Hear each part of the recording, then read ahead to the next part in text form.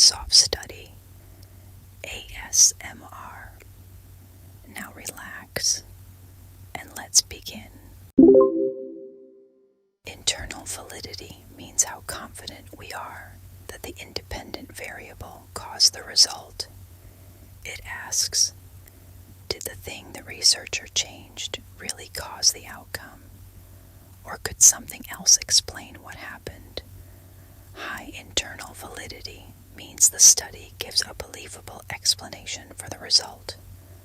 Low internal validity means there are other possible explanations. Here's a simple example. A researcher wants to know whether a new study method improves test scores.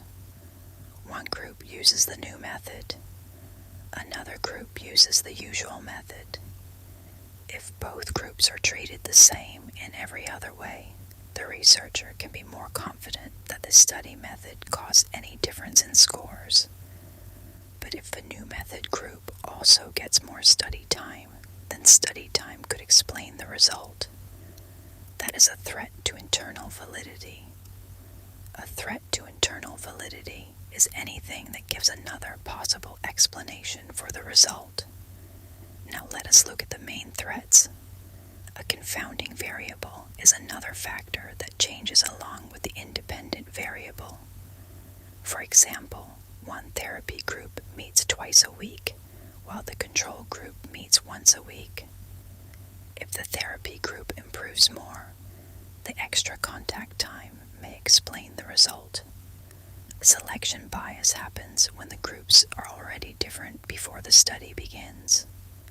For example, highly motivated students choose the new study program, while less motivated students stay in the usual program.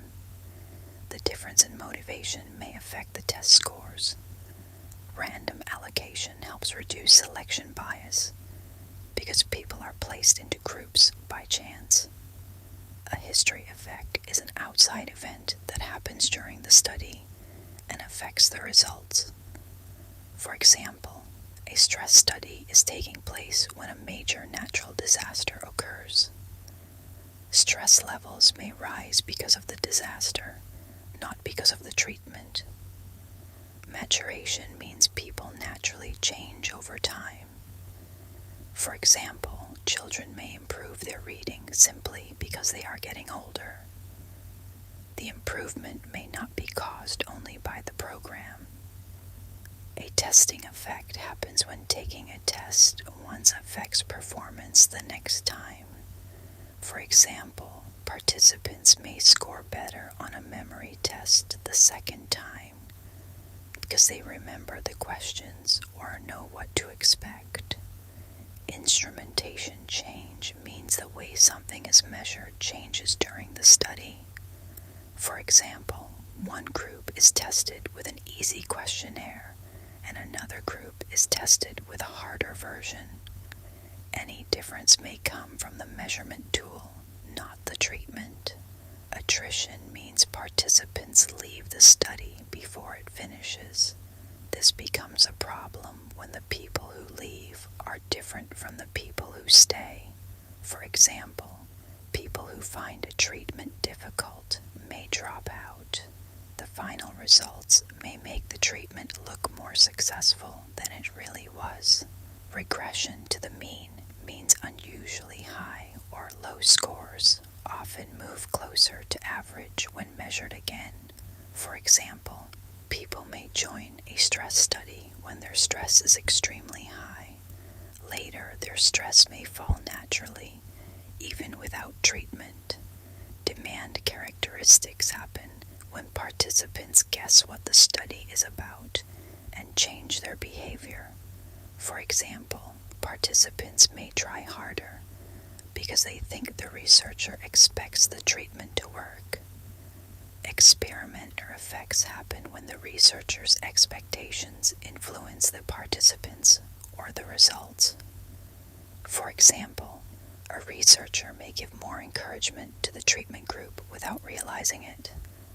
That extra encouragement may affect performance. Researchers improve internal validity by using random allocation including a control or comparison group, keeping instructions and conditions the same, measuring all groups in the same way, and controlling possible confounding variables. Here is an exam-style question. A researcher tests a new anxiety program. The treatment group meets in a quiet room with a friendly therapist. The control group completes worksheets alone in a noisy room. Why is internal validity low? The groups are treated differently in more than one way. The therapist, attention, and room noise could all affect anxiety. The researcher cannot be sure that the program itself caused the result. Here is another exam-style question. Participants complete the same memory test before and after training. Their scores improve after training. What is one possible threat? A testing effect. They may improve because they have seen the test before, not only because of the training. Final recap. Internal validity asks whether the independent variable really caused the result. Threats to internal validity give other possible explanations.